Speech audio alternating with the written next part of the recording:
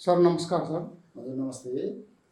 अहिले यो निकै सामाजिक सञ्जालमा प्रचलित भएको छ, जता पनि पुन समाज नेपालले मगर नभएका कुरा राखेका छन्।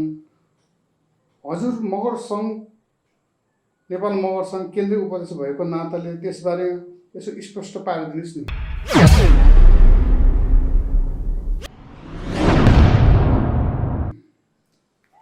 धन्यवाद छ ज्ञानजी। तपाईँले भन्नुभयो जस्तो अहिले एउटा पुन समाज नेपालले एउटा प्रेस वक्तव्य जारी गरेको छ। यो आउँदै गरेको जनगणना राष्ट्रिय जनगणना 2078 को यो पूर्व सन्ध्यामा उहाँहरूले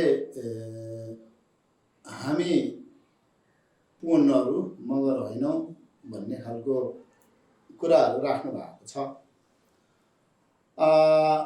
यो अलिकति बडो पीडादायी कुरा पनि छ, मगर समाजको लागि दुःखको कुरा पनि छ। अब उहाँ पुन समाज नेपालले कुन अर्थमा कसरी उहाँहरू मगर नभएको भनेर ल्याउनु भयो, यसको बारेमा अलिकति अध्ययन गर्न जरुरी छ। उहाँहरूले यो आउने जनगणनामा जातिको महलमा पुन, भाषाको महलमा पुन, धर्मको महलमा कराकेली भन्ने कुरा राख्नु भएको छ। यस विषयमा नेपाल मगर सङ्घको आधिकारिक धारणा आइसकेको छ। हाम्रा अध्यक्षजी र महासचिवको संयुक्त दस्तखतबाट नेपाल मगर सङ्घको आधिकारिक धारणा आइसकेको छ। अध्यक्षजीको स्ट्याटस पनि आइसकेको छ। मगर सङ्घको तर्फबाट स्पष्ट धारणा आइसकेपछि हामी अब यो भन्दा फरक कुरा भन्नुपर्छ जस्तो मलाई लाग्दैन। फेरि पनि यस विषयमा म केही कुराहरू यहाँको यो च्यानल मार्फत म सम्पूर्ण आम नेपाली दाजुभाइ एवं मगर समुदायलाई केही कुराहरू राख्न चाहन्छु। पहिलो कुरा, अब एउटा एन्थ्रोपोलोजिस्ट हिसाबले अध्ययन हामीले गरेका छैनौँ। अहिलेसम्म हामीले बुझेको कुरा के हो भनेदेखि मगर एउटा ठुलो एउटा समूह हो, एउटा ठुलो जातीय समूह हो। यो समूहभित्र अन्य यसका भागहरू छन्, जसमा पुन, आले, रोका, राणा, त्यसरी नै थापा गरेर लगभग 7वटा जति यसका अन्य भागहरू छन्। त्यस कारणले यो मगर वंशभित्र परेका यी अन्य थरहरू छन्। यसलाई अब उहाँहरूले कसरी चाहिँ हामी मगर होइनौँ भनेर भन्नुभयो, त्यसको बारेमा खोजी नीति हुन जरुरी छ, एउटा कुरा। अर्को कुरा, यदि उहाँहरूले हामी पुनहरू अथवा पुन मगर होइनौँ भनेर भन्नुहुन्छ भने त्यो नजिरले के देखाउँछ भने यहाँका थापा लेखाउने मगरहरू पनि हामी थापा हौँ, मगर होइनौँ भन्ने एउटा होला। राणा लेखाउने मगरहरूले पनि हामी राणा हौँ, मगर होइनौँ भन्ने होला। यस्ता किसिमका कुराहरू आउन सक्छन्।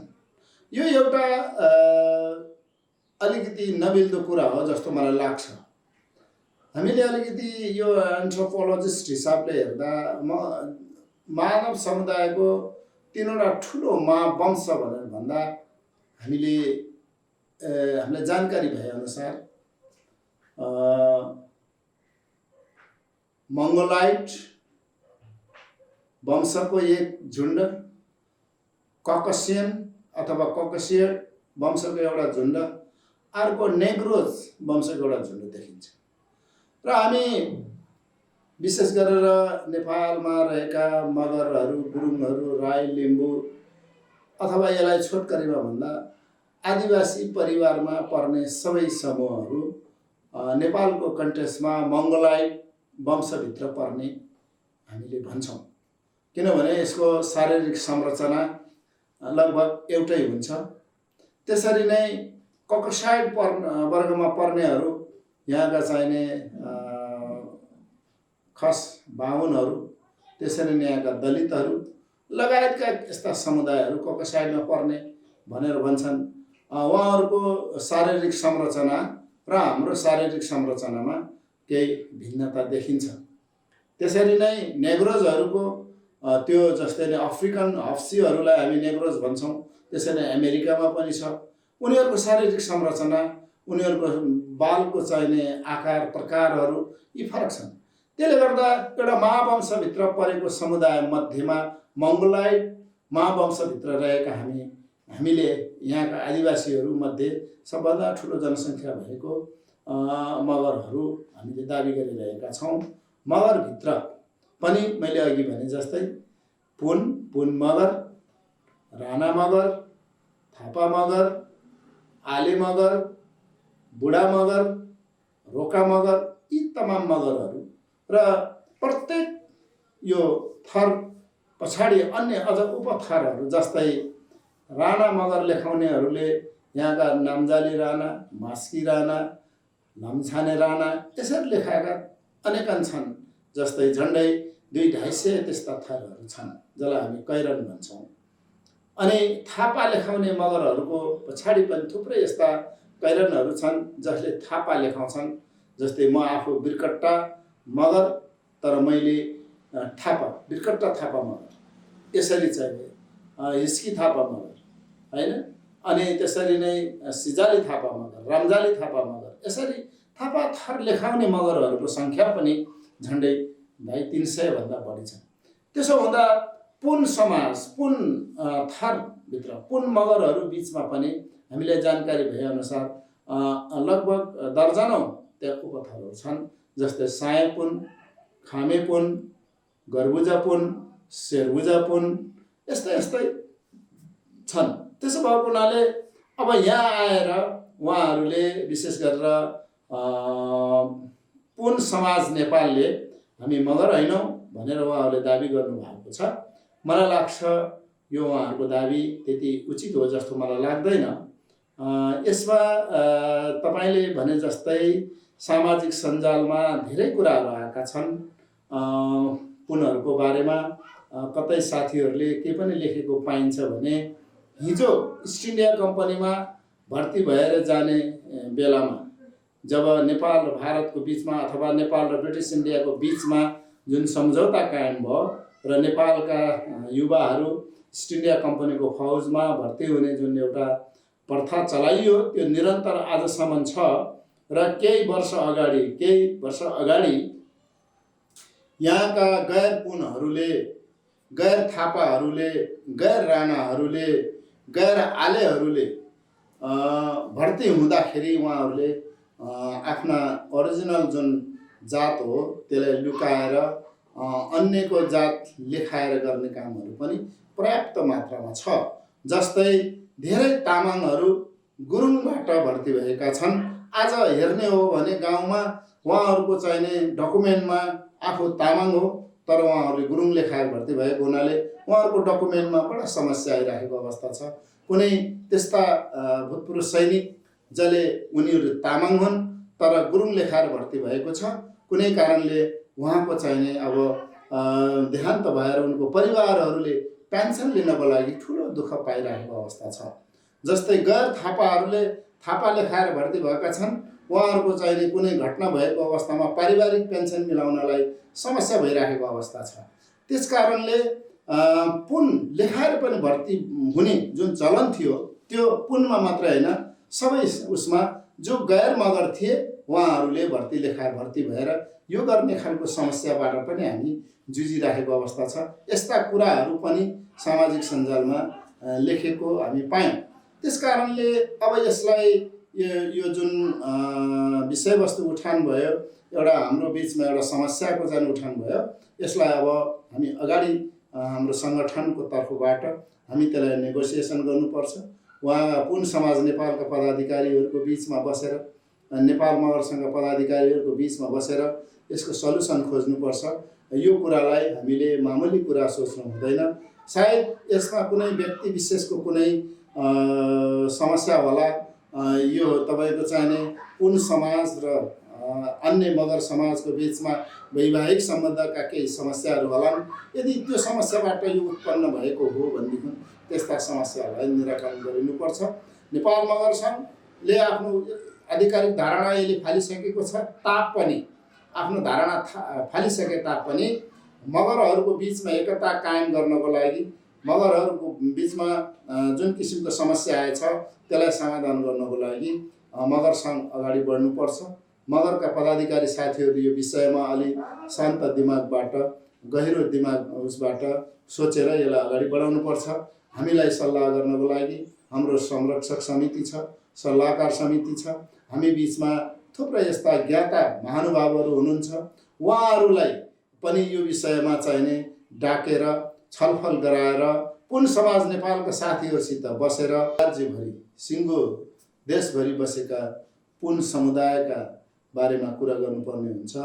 त्यस कारणले अब पुन समुदायका बसोबास आज बागलुङ, मेग्दी लगायत तपाईँको गुल्मी, यसरी नै तपाईँको चाहिँ रोल्पा, रुकुम, यसरी सल्यान, दैलेख, प्युठान यी तमाम ठाउँहरूमा पुन थरका मगरहरू बसिरहेका अवस्था छन्।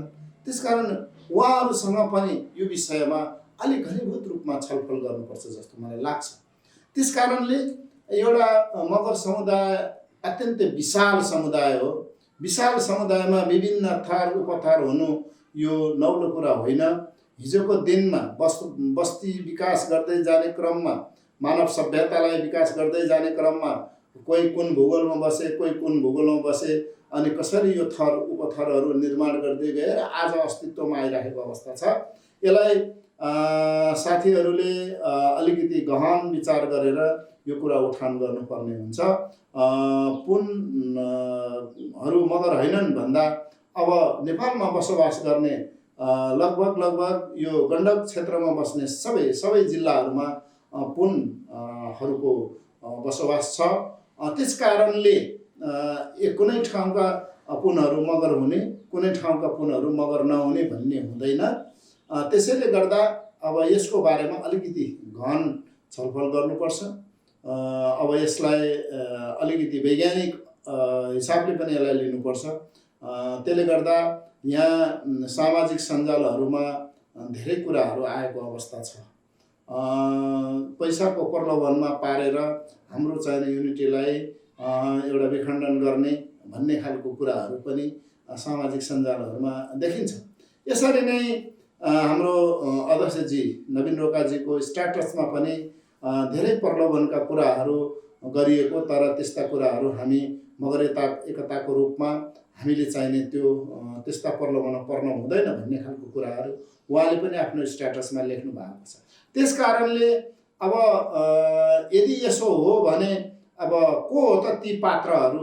यदि हाम्रो समुदायलाई विभाजनमा ल्याउनको लागि अन्यहरूबाट कसैले चाहिने पैसाको खेलो गरेको छ भने हामी त्यस्ता व्यक्तिहरूलाई पनि पहिचान गर्न जरुरी छ। अब हाम्रा नेतृत्वमा रहनुहुने, हाम्रा नेतृत्वदायी भूमिकामा रहनुहुने बाट जुन किसिमको चाहिने एउटा आशंका पनि उहाँहरूको स्ट्याटसबाट व्यक्त भएको छ, त्यो उहाँ पनि त्यत्तिकै लेख्नु भएको छैन होला। कहीँ न कहीँ कतै न कतै उहाँले एउटा सुराग अवश्य पनि पाउनु भएको हुनुपर्छ। त्यसकारणले हामीले के गर्नु जरुरी जस्तो लाग्छ भने अब के हो त त्यो हाम्रो एकतालाई भाड्न खोज्ने, हाम्रो एकतालाई विभाजन गर्न खोज्ने, हाम्रो जुन एकता छ यसलाई चाहिने एउटा अल्मल्याउने, अहिलेको अभियानलाई चाहिने अलिकति असर पार्ने खालको जुन गतिविधि गरिँदैछ, को हो त पात्र? त्यो पात्र पनि हामीले खोज्नुपर्ने हुन्छ। त्यस कारणले अहिले मैले टक्कै पुन समाज नेपालले गल्ती गर्यो, यसले चाहिने यो गर्नुपर्छ भन्नेतिर भन्दा पनि उहाँहरूको मनसाय अब हामीले बुझ्नुपर्छ। हामी कुनै पनि हालतमा हाम्रो समुदाय टुक्रिन हुँदैन। विभाजित हुन हुँदैन। हामी विभिन्न राजनैतिक पार्टीमा आस्था राख्छौँ, विभिन्न राजनैतिक पार्टीमा आस्था राखे तापनि हाम्रो चाहिने साझा मुद्दाको सवालमा हामी एक भएर जानको विकल्प छैन। त्यस कारणले हाम्रो मगर समुदायको हक र हितको लागि हामीले जस्तो सुकै पनि कदमहरू चाल्न पर्छ। तर यति भनिरहँदा अब समस्या कहाँनिर हो भन्ने कुरालाई पनि बुझ्न जरुरी छ। समस्याको निराकरण गर्नलाई, समस्याको गहराइसम्म पुग्न जरुरी छ। त्यसको लागि हामीले अध्ययन गर्न जरुरी छ। त्यसको समस्याको जड पहिलाउन जरुरी छ। कहाँबाट यो सुरुवात भयो भन्ने कुरा जरुरी छ। त्यस कारणले विगत केही वर्षदेखि यस्ता आवाजहरू उठिरहेको अवस्था हो र अहिले आएर यो बाहिर अलिकति उजागर हुन गएको छ। यसमा मलाई लाग्छ पुन समाज नेपाल, नेपाल मगर सङ्घ र मगर बौद्धिक व्यक्तित्वहरूको बिचमा हामीसँग मगर सल्लाहकारहरू हुनुहुन्छ। हाम्रो मगर सङ्घको सल्लाहकारजीहरू हुनुहुन्छ, प्राध्यापक डाक्टर केशवचन्द्र बराल लगायतका थुप्रै यस्ता प्राज्ञिक व्यक्तित्वहरू हुनुहुन्छ। हाम्रा पूर्व अध्यक्षजीहरू यसको सल्लाह संरक्षक उसमा चाहिँ रहनु भएको छ, सल्लाहकार संरक्षकमा रहनु भएको छ। उहाँहरूको बिचमा पनि छलफल गरेर आज आएर किन यो कुरा उठिराखेको छ त, यसको कारण के हो? अब हामी कारण खोज्नुपर्छ। उहाँ कसैलाई दोषारोपण गर्नुभन्दा पनि हामी कारण खोज्नुपर्छ। कुनै न कुनै कारण त यो भित्र होला। त्यो कारण बिना यो चाहिने कार्य भएको छैन। त्यस कारणले तथागत समीक्षक बुद्धले पनि कुनै पनि घटना घट्नको लागि कारण चाहिन्छ, कारक चाहिन्छ, नभए अन्यथा त्यसै घटना घट्दैन भन्ने खालको जुन एउटा अत्यन्तै वैज्ञानिक जुन एउटा तर्क राख्नु भएको छ, दिनुभएको छ, उपदेश गर्नुभएको छ, त्यसरी नै हामीले पनि अब यो आएको समस्यालाई एउटा अत्यन्तै बुद्धिमत्ताका साथ यसलाई समस्यालाई समाधान गर्नुपर्छ। हामीसँग भएका जनशक्ति, हामीसँग भएका बौद्धिक व्यक्तित्वहरू र यसलाई चाहिने अब कसरी समाधान गर्न सकिन्छ भन्ने विषयमा छलफल गरेर जानुपर्छ। अहिलेको प्रथम चरणमा हामीले चाहिँ उहाँहरूसँग नेगोसिएसनै गर्नुपर्छ, उहाँहरूसँग बसेर छलफल गर्नुपर्छ। यो उहाँहरूले भन्नुको पछाडिको कारण के हो, ऐतिहासिक कारण के हुनसक्छ, वैज्ञानिक कारणहरू के हुनसक्छ, वैज्ञानिक प्रमाण हुन्छ भने, वैज्ञानिक रूपमा त्यसले प्रमाणित गर्छ भने अब त्यसको बेलामा सोच्ने कुरा हुन्छ। र अहिले त्यो त्यस्तै किसिमको अध्ययन भएको छैन। त्यो अध्ययन अब हामी कसैको पनि त्यो किसिमको सूक्ष्म रूपमा अध्ययन भइरहेको अवस्था छैन। त्यस्तो जनशक्ति पनि हामीसँग अहिले उपलब्ध छ जस्तो मलाई लाग्दैन। त्यस कारणले अब अहिलेसम्म नउठेका कुराहरू अहिले उठ्नुको पछाडिको कारण के हो त भन्ने कुरा हो। कसैको आस्था, कसैको चाहिने भरोसामा हामीले आँचाउने खालका कुराहरू, उहाँहरूलाई चाहिँ अलिकति अपहेलित हुने खालका कुराहरू हामी कसैबाट पनि गर्नु हुँदैन। त्यसैले गर्दाखेरि अबको दिनमा यो पुन समाज नेपाल र नेपाल मगर सङ्घको बिचमा हामीले अझ एक किसिमको डायलग गर्न जरुरी छ। यो कुरा चाहिने यहाँको यो सञ्चार माध्यमबाट म आम दाजुभाइ दिदीबहिनीहरूलाई भन्न चाहन्छु। र यति मात्र होइन, पुन समाज भित्र पनि हिजोका दिनमा पुन मगर समाज भन्ने एउटा संस्था पनि थियो। मलाई लाग्छ त्यो संस्था र यो पुन समाज नेपालको बिचमा केही कुराहरू वार्ता भएको हो र पुन समाज नेपाललाई मगर सङ्घसँग समाहित गरेर लैजाने, त्यसरी नै आफ्नो थरको हक हितको लागि सङ्गठन संस्था निर्माण गर्न त सकिन्छ। जस्तै तपाईँको शिरीष थर भएका मगरहरूले शिरीषको उत्थानको लागि आफ्नो सङ्गठन निर्माण गर्न सकिन्छ। थापा थर भएका मगरहरूले थापाको निर्माण गर्न सक्ने अवस्था रह्यो। राणा थरका मगरले राणा थरको निर्माण गर्न सक्ने रहे। तर मगरको छाताभित्र रहेर, मगर समुदायभित्र रहेर मगरभन्दा पृथक हौँ भन्न लाग्यो भने फेरि त्यो कहाँ हराउँछ, त्यसको चाहिँ अत्तो हुँदैन। त्यस कारणले सामाजिक सञ्जालहरूमा आए जस्तो कुरा यदि त्यसलाई हामीले लिने हो भनेदेखि त डिभाइड एन्ड रुल, फुटाउ र राज गर भन्ने जस्तो जुन किसिमको चाहिने कुरा उठिरहेको छ त्यसले प्रश्रय पनि पाउने हुन्छ। त्यस कारणले हाम्रो एकतालाई, हाम्रो जुन किसिमको एउटा हाम्रो समूहको, हाम्रो जातिको जुन एउटा विरासत छ यसलाई चाहिने जसरी पनि अक्षुण्ण राख्न जरुरी छ। यो विरासतलाई बचाएर राख्न जरुरी छ। यसलाई यही तहबाट विकास गरेर लैजान जरुरी छ। हाम्रो चाहिने आफ्नो संस्कार, संस्कृति, भाषा, धर्म यी सबै कुराहरूलाई अब हामीले सोलो डोलोमा एक माना एक मन एक मानाका साथ अगाडि बढाउनु पर्ने हुन्छ।